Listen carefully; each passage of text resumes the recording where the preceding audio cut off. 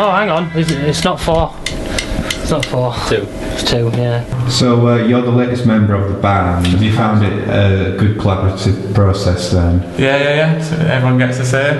Yeah, so everyone's been writing songs themselves on this new album. Yeah, that's true, yeah. To write, so I invite someone to have a riff and they'll come to practice with riff and then we'll write a song around that. That's good then.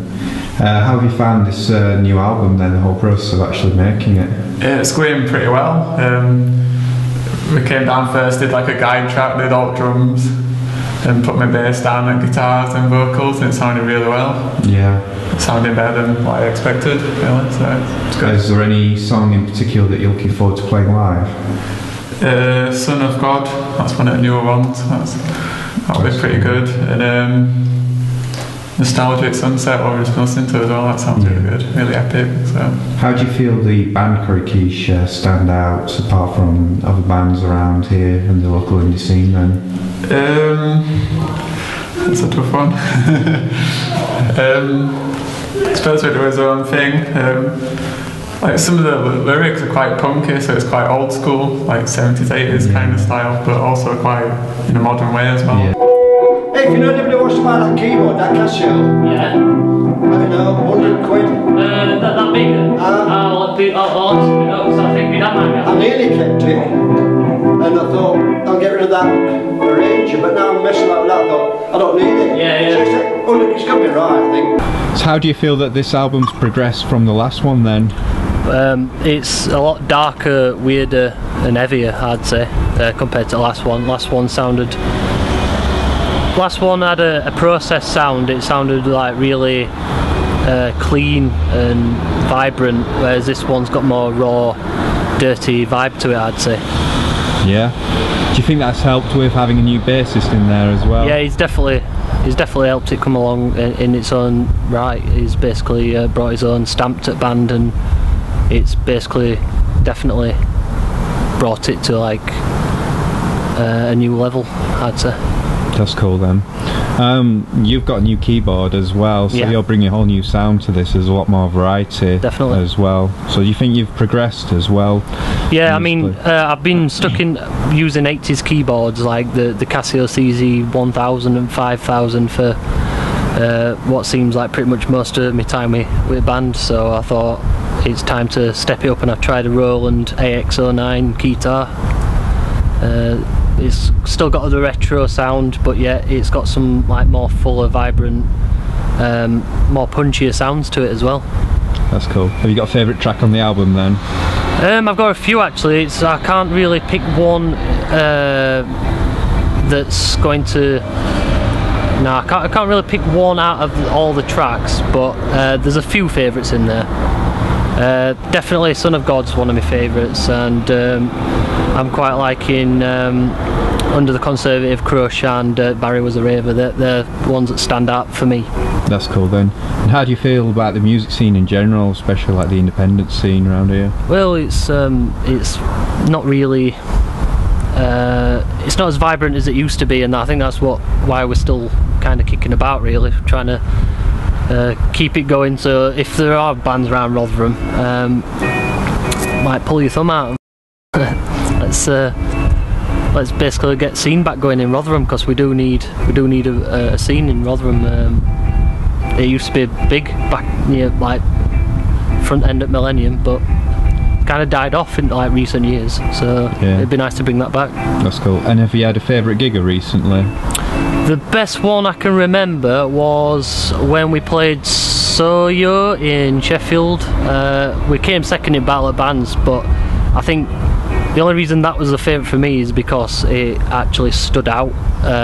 We played as Arts Out that night because we did want to win, and you know we nearly got there, and you know that were a good thing. Yeah.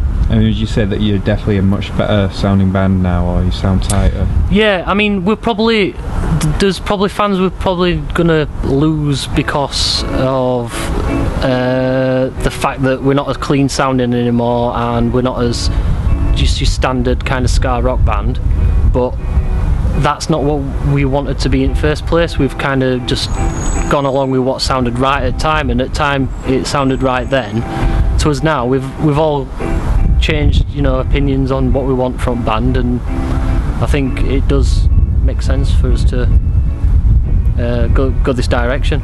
Cracking on with recording, I thought I'd take the opportunity to do a little bit of a beer review. And we're starting off with a beer, well, I'll say we're starting off, we're only doing one beer, called Mud City Stout. And this is from a brewing company called Sadler's. Now this beer you can find in B&M in Rotherham for £1.59. That's not even £2. And if you look very carefully, that says 6.6%. 6.6%, okay? And now Sadler's a microbrewery, which means they're an independent brewer. They do their own thing. They're not mass produced everywhere, okay? They probably do quite a lot of bottled beers to get the beer about a little bit. And it's a stout, and I never used to be into stouts. It's more of an acquired taste. But I mean, this is an absolute, I've had this before, but it's an absolute brilliant drink. And just to accompany the beer, I have a glass, courtesy of my parents. When they went on holiday, they got me a little present. So here we go. Let's get this show on the road. So I'm just going to crack that open. Okay, I've dropped it earlier, so it might be a little bit frisky. Okay. Straight away, getting quite a lot from that. So we're going to tip my glass slightly. There's no rush yet. Just do it ever so slightly.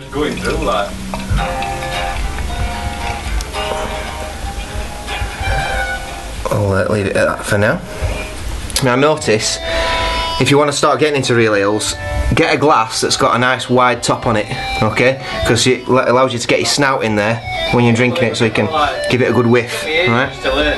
So first of all, before I drink this, I'm getting quite a lot of, there's quite a lot going off. I can smell chocolate, there's a subtle fennel smell going off. A slight coffee. A lot of stouts have coffee in there, but this is it's in there a little bit, but I wouldn't say it's dominant. There's a bit of chocolate in there. I'm picking up licorice actually, kind of like root, not your sweet licorice, but like root licorice, you know, like that wooden that you can buy, you know, that stuff that's like a piece of bark. So yeah, I'm getting that in there. It smells absolutely lovely, so I'm gonna dive in.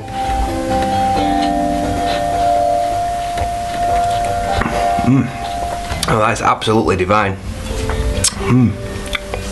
First thing I'd say about that is, it doesn't taste like 6.6%. It tastes like I'm drinking something that's probably about 4%. So be steady when you're drinking these. There's a lot going off on it. One of the problems with a lot of stouts is there's too many flavours going off, or there's one flavour that dominates and it completely destroys its flavour. So you get these coffee stouts and it just tastes like coffee, or you get a lot of chocolate stouts and it just tastes like they've just poured loads of chocolate into it as like an additive, and it just doesn't taste very nice. Whereas this, everything's going off there, but it's nicely balanced. It's all sort of brought in. And got a subtle bitter aftertaste going off on there. It kind of makes you want to keep going back. It's got almost like a bit of a sort of a milky taste to it, that milky sort of effect when you drink milk. Almost got like a mild, when you drink a mild beer. It's almost got that sort of thing going off. It smells absolutely gorgeous. Anyway, chin chin. Yeah, that's the kind of thing I'm looking for.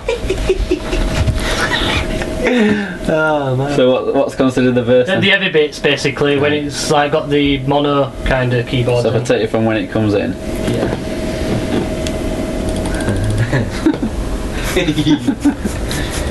With one of the things where, I mean, we had some good reviews on his last album, but I think the ones that were more critical, I think, were probably the most honest ones. Yeah. And a few of them picked up on the fact that it was like an album that didn't belong. Like, there was great bits on it, but there were some bits that they're probably all right in their own merit, but they didn't fit as an album. Like, it sounded like a different band were playing them, and it made it difficult. It's not an album you can just put on and listen all the way through, because it's too on and off all the time. There's bits of it I like, but there's other bits I just think that. Do you think then really like the last album was ideal for the digital generation in that you could just pick and select any track that I you suppose so. wanted. I'd not thought about it like that, but whereas yeah. with this album, it sounds definitely like you've actually made a proper album that's meant to be listened from beginning to end. Yeah, I think we just want to. Yeah, I think that was his ambition. It's definitely mine anyway, just to make a good album. It's a lot. There's not as many tracks on this one. It's 10 tracks, so it's a nice number. And no, there's no tracks that go beyond 5 minutes. I don't think so. There's no ones that go on and on and on. They weren't on the last one, I don't think. Yeah. But yeah, I think some of the experimentation on the last album we've still got on this one, but they're all contained inside the songs a bit more. There's no little bits that we're putting on the end. Like we had quite a lot of outros and bits that kind of like felt like they were just add-ons on the end of tracks, you know, and they didn't flow as well. You know? So you definitely think that you're not suffering from the dreaded sophomore slump on this album then? I don't know. We'll see, won't we? We'll see. I thought, as a band, it's we're the most enthusiastic we've ever been when recording this. But you never know until you get it. When you play it back, and you think, I don't know. So you never really know until you've recorded it.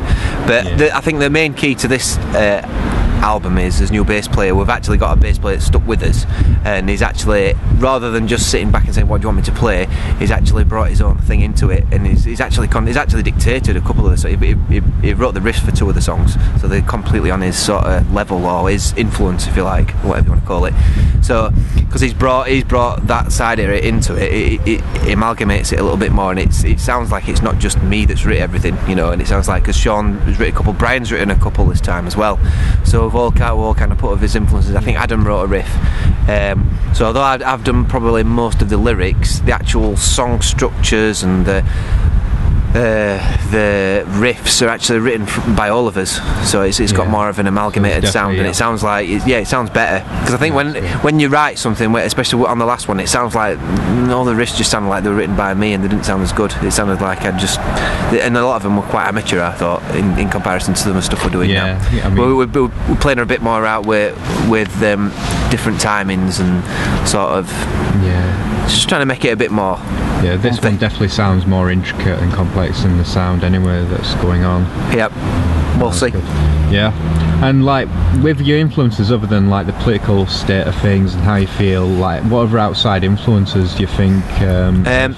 Social Decline's one of them. Yeah, I think we pick up on that quite a lot in our songs, and commercialisation and everything we hate, basically. So a lot of this album's just about rants. Yeah. You know, a lot of things that just really do us head in. You know, anything from things like mass marketing to I don't know, to adverts and things being thrown in your face, and all this verbal diarrhea that we have to put up with on a day-to-day routine. And a lot of it's bringing it back to, you know, making people human beings again, do you know what I mean, and making people actually have a personality and not being told what they're supposed to like and what they're supposed to do. You know, so it's like, it's good though, even though like there are a lot of like negative thoughts or criticisms in this album, what you got to say, it's always got a positive sound to it. Everything's always upbeat all the time with the songs. It does make you feel good listening to it. Yeah, well, we'll see. We'll see what it sounds like. That's it. And like in terms of like bands, is there anything at the moment that have like really influenced you, or like you actually like the sound of it at the moment? There's not a lot that I listen to be honest with you. There's not a lot that's new, but one album, the New Future of the Left album, is fantastic. What I like about that album is, I was talking to Sean about it earlier, is the first 2 albums, I think they did 3 albums before this one, they're good, and I love them. I love the energy in it, I love the anger, I love the rant, you know, and I think we're bringing a lot of that into our recordings, actually, in our songs. But the new one, all the way through, it keeps you interested. There's little bits and little snags, and it's kind of quite progressive sounding, actually, and I like that, without actually going off on a self-indulgent tangent. They managed to rein it in, and I think it's a super. I can't stop listening to anything else. That's what I've been listening to. I'm trying to think, I've been listening to anything else that's new. There is little bits and bobs. I can't think of anything off the top of my head. I go back to a lot of old stuff that I listen to. But I've been listening again to I listened to the Kinks again the other day, and I've been going through a massive ELO thing again. They always keep going back into it, but in the Future of Left sound, nothing like that. But that's what I love about that band, because they're new, they've got energy, they don't care what they say what they think, and as a result of that, they produce original, worthy music, and that's why I like it, you know. How do you feel about being a Rotherham band then? or the music scene in Rotherham in general? Well, they're into music scene in Rotherham, and if there is, nobody knows about it. I don't think anyone knows about us, to be honest with you. I think we've got more supporters in America than we've got in England, in Rotherham. I think that there's a room for anywhere to have a music scene, and I think that might change, you know, a little bit. I think pubs and bars. There's one that's opened across the road. Actually, they're starting to open up musicians again. I mean, like, rather than cover bands playing the same old crap every time you listen to them, they're actually asking for original talent to play again and sort of bring customers in. You know, there's a lot of stuff like that going on. It's like the real ale thing that's going off at the moment. There's loads of breweries opening up, and loads of pubs are now selling real ales rather than just selling all the crap that they used to sell. They're now selling real ale, proper beer that you can taste that's got unique things, and that's the same with the music. You know, people want to hear something new. Yeah. They want to listen to something that's original, and So you know, they don't want to listen to the same old churned out baba. You know, like all the same covers over and over again. It's like, oh god, it puts me off going out. I just want to stay in. You know. It's like game's finished. Quick pie! Yeah. Right, Baz, so you've been here a while now, and how do you find it here? Do you like it? Do you like this place that you're running? Is it like a good retreat? It's alright, it's just a bit of a hobby really. Yeah. In comparison, I mean, like, you had your other job before this, didn't you, when you had Guitar Bizarre? Oh, I had a shop, yeah, but then I'm retired basically. Yeah. So I just have this place for an office and a den. Yeah. While you've been here, is there any bands in particular that you've took interest to? Not our band, but like any other band that you thought, oh, they sound pretty good. Well, most of them sound good. Yeah. Depending on the music, isn't it? Yeah. I think so. What kind of styles of music do you think you like? It's been, the styles of the bands here have been from country music up to heavy metal, yeah, to middle of the road. So big variation, yeah. Yeah, I suppose Rotherham really, you couldn't really typecast Rotherham into a specific genre, could No, you? Like, when you think No. of Manchester, you think of like indie, don't you? That's and right. raves and that. But, yeah. And when you think of London, you just think of general scenesters. Yeah. Well, everybody's got to pursue their own sound. I think that's the key. Yeah. So everybody, I mean, one or two bands like you do, write your own songs. Yeah. So that's very important. Yeah. Very. I mean, cover bands are alright, but usually if you're a half decent band, you can do cover versions. Yeah. You know? Yeah. So what do you think to us then? I think you're a good band, very good band. Yeah. Yeah, I do. I didn't know that. I do, yeah. Alright, thanks, Baz. You had a few criticisms on his last album, didn't you? Like a few Vocals. Vocals not loud enough. Yeah. But that's down to balance, and that's down to the engineer, Yeah. isn't it? That's down to Brian, isn't it? Yeah, example Brian, yeah. Yeah, that blaming Brian. But no, that, yeah. No, it's only a criticism. Apart from that, you've got a good sound. Oh, cool. Very good. And I like the songs you write as well. You sound like a kid gone to his room. It's closed.